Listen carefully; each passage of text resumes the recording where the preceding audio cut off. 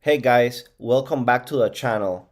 So in this video, I'm gonna show you all the factors that are still show that Bitcoin has more probability to go to the downside. So just a quick disclaimer, this is not financial advice. I am Ghosty, and after navigating multiple market cycles, I have learned that logic and clear signals beat hype and narrative every time.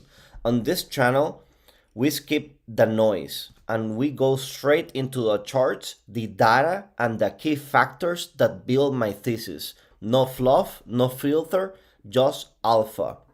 So let's get into the charts. Right now, I'm gonna show you different posts I posted back here in December 4th, as you guys can see. So I was explaining why there was more probability of more potential downside.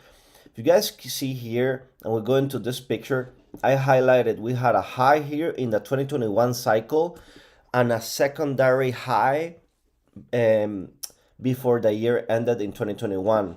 So when I was seeing and noticing this, we had a higher high here, and I remember we had back-to-back bearish divergences on the weekly chart.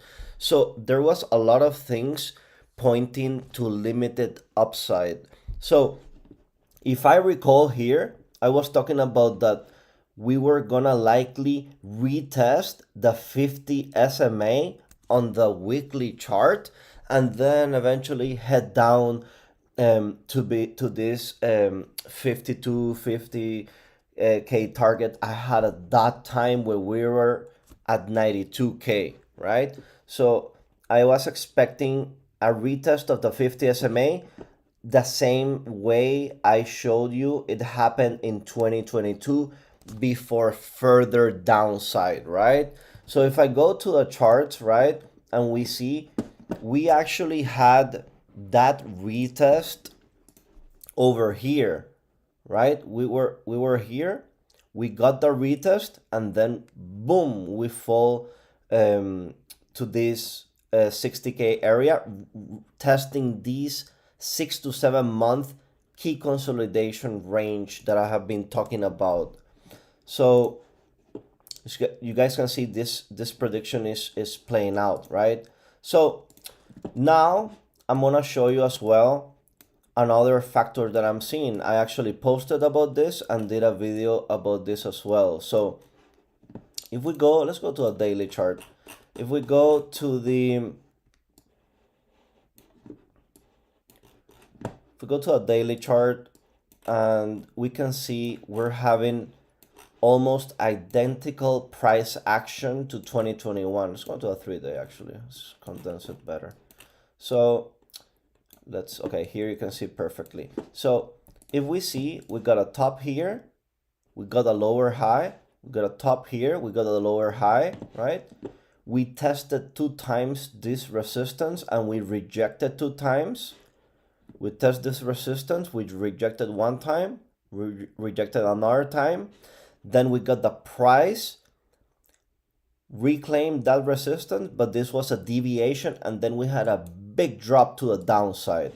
So the same thing happened here. We reclaimed this area and then we had a big drop to the downside, right? So what do I think is going to happen now? Because this 30K resistance, this was a big support. So in my mind, this 30K support is the same as this 60K support. And we can see we touch here 1 time, 2 times, and we finally broke this support on the third touch, and we flushed down to a downside. So the same thing, in my opinion, is happening here. Like, we're testing this support here, we test it again, and we're testing right now again. So basically this is getting weaker by the minute. So yeah, we could have a little bit bullish momentum to the upside, but we have a lot of resistance here. We have a lot of resistance here. For me to start changing my bearish bias, I mean, we should take out this deviation, which that didn't happen back in 2021. So that's not my base case expectation, but I always need to have my invalidation levels. So from what I'm seeing, let's do a quick recap as well. So back from the 2017 highs to the 2018 lows, we had an 83% pullback to the downside. From the 2021 highs, let's do it correctly. Let's measure this to the top. Okay. So from the 2021 high, 2022 highs, we got a 76% pullback to the downside. So we're seeing diminishing losses, like I have been repeating in different videos. So even if we only get a 65% pullback to a downside 66, that would put us to 42K Bitcoin. And I'm not even considering a 70% pullback, which would still be less than the previous time around. So that's something to note as well, right? And now I'm gonna show you guys that if we go to the stable coins chart, which is inversely related to Bitcoin, right? We take a look at this chart, which I did a detailed analysis on this.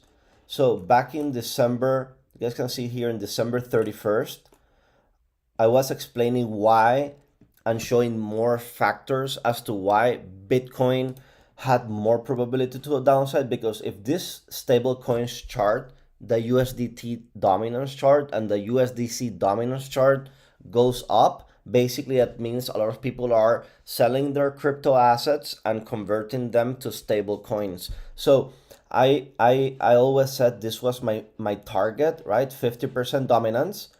Here we were testing, price tested once, 2 times, 3 times, key resistance level. So because I saw consolidation, I thought, no, this time we're more likely than not gonna break to the upside, meaning more downside on crypto.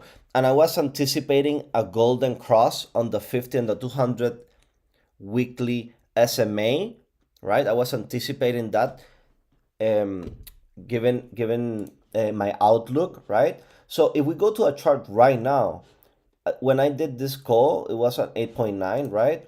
If we go now, see, we're at 11.7.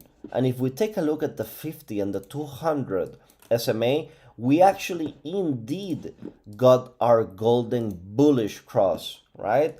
As I was showing here, that I draw this because this was highly expected and probable. So because another factor of me considering more downside would be, we're basically retesting, we were retesting this area, this resistance. We rejected one, rejected 2 times, but now we're above this.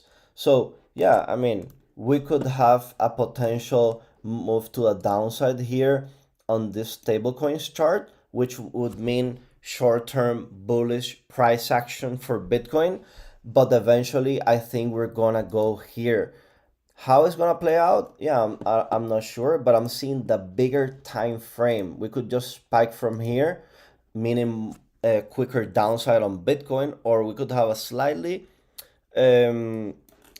retrace here, test this support, and if we go to a lower time frames, like at the, we still have, well, this is a low, this is a high, this is a higher low, higher high, higher low, higher high, right? Even if we get down here, this would be a higher low, and then we potentially create a higher high, so more bearish potential scenario, right?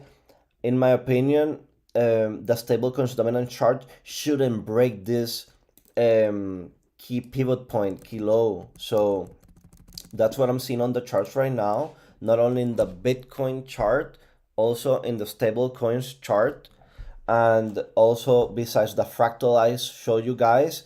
And another thing, like a lot of influencers in X, even some people that I respect, are calling for this to be the bottom. So in terms of sentiment, I think people are way too bullish for my taste.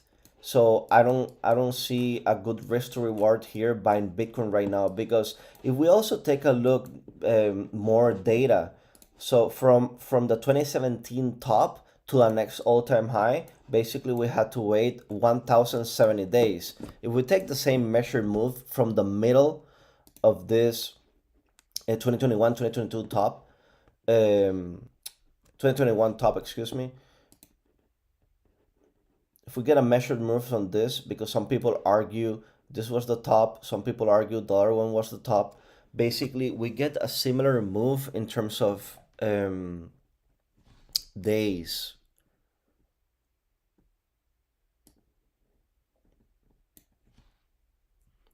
See, it will be 952 days. So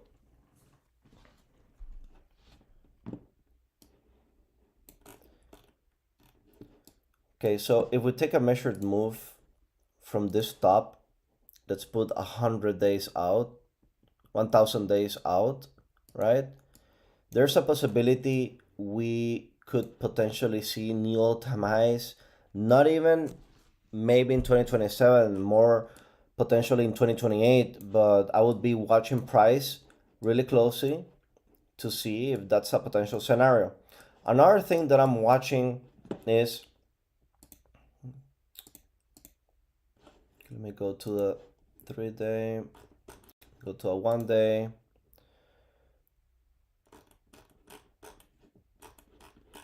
Okay. So see, we had the same reaction here. Basically, the deviation got rejected from the 200 SMA on the daily chart. The same thing happened here. We got a rejection from the 200 SMA on the deviation, exactly as the previous time around. So another key data that I recently found is also, okay, since price went below, which was here below the 200 SMA, how long did it took for us to reclaim it and to mark the bottom over here? So basically 380 days. So if a similar thing happens, right, since we broke down the 200 SMA, right, and if we measure the same 380 days for a potential bottom in terms of time frame, right, we could potentially get a bottom here in November. So when we reclaimed here the 200 SMA and hold it and retest it, let me take this away so you guys can see. We reclaimed and retested. Yeah, this was the bottom. So I want to see a similar price action once we get there. So I drew this a little bit extending. I don't know if we're gonna get it exactly like that, but once we potentially go to the downside and then I start see, okay, we reclaim and retest it, I could get more confirmation that I would analyze with you guys in more detail when I get more data, that okay, this could potentially be the bottom, and then I'll just switch for longs once I have a confirmation of it. So that's something else that I have been noticing. So there's a lot of different factors, and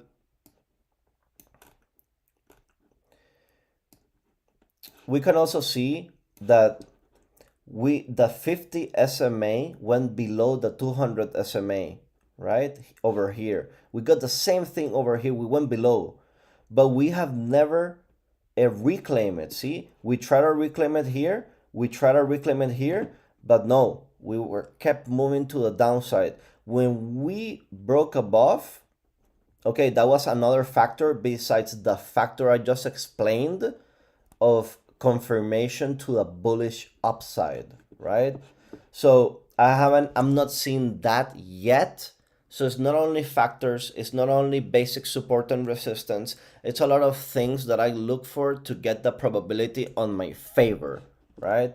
So we're still not seeing that. So I expect the next coming month, an aggressive move to the downside, and I really see limited upside potential.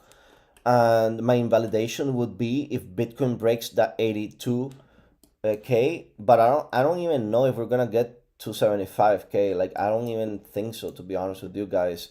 And the final piece to the puzzle that I'm seeing is that, let me take another chart. I always say the same thing in terms of when Bitcoin was at an all-time high. Like I was saying, this is the first time Bitcoin will have two back-to-back red yearly candles in a row. So if this plays out, like explain out, I mean, we shouldn't get price closing this year above 87K, which is the opening price of the yearly candle. So if by December 31, January 2027, we close above, this wouldn't be a red yearly candle. And because this is my base expectation of happening, this candle should close red on the year. And we could even just see just basic price structure. I mean, it's not out of the realm of possibility we test this area, which is the 43 area I've marked on the chart. We still have way more downside to get there, but people need to understand how percentages work. Just because you fall down 50%, see, say 50%, right? That doesn't mean you cannot go down another 50%. So that's the, people don't understand percentages. The same thing happened to Solana. Actually, Solana is different because Solana had three back-to-back around 50% drops before finding a bottom, because from the 2021 highs, right? Sorry, wrong measuring tool. So from the 2021 highs, right? We went down, let's say, okay, 50%. Went down 50%. Then after that 50% drop, we went down, let's say until here, another 50%. And from that point, we went down 85%. So people get confused about percentages and how low things could get. So just wanted to end the video with that. And if you really like the video, if you like this content, please share so more people can find this valuable information and not just hype or narratives. So if you want to join my private community in my private Discord, it's free right now, but when we grow our community and we have a more active Discord community, I will charge $2,000 for entry. So right now it's free. You guys, I only allow serious people coming in. And you guys, please follow me on X so you keep up to date as well.